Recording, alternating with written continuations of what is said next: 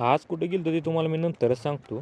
मला ब्लॉकची शूटिंग काढायची होती म्हणून आणायला म्हणलं गाडी घे. तर गाडी चालवत चालवत शूटिंग काढल्यावर ब्लॉक चालू व्हायच्या आधीच संपायचा. गावात जाता जाता पोरं बघा आपल्याला काय म्हणायला काय म्हणाल ती मला पण कळलं नाही. आता गावात आलो ही बघून तर तुम्हाला कळत असेल कशासाठी आलोय. पांढरा पेपर आणि काळा पेन बघून इसवी सन पूर्व 14व्या शतकात गेल्यासारखं वाटलं. पोरानं म्हणलं चला बाहेर. 500 वर्षात वहीन पेन घेतलाय हातात.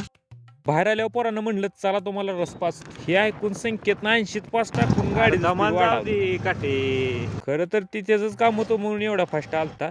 ATM मधनं पैसे काढल्यावर संकेत म्हणा नाश्ता त्याला पण काय म्हणलं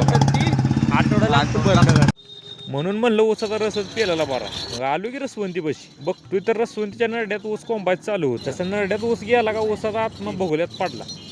मग काय ऊसाचा आत्मा भगोल्यातला आत्मा आमच्यात. फायनली ब्लॉगसाठी 60 रुपये घालवलेत. माझ्यासाठी राहू द्या पण त्या 60 रुपयासाठी तर लाईक आणि फॉलो करा बघा.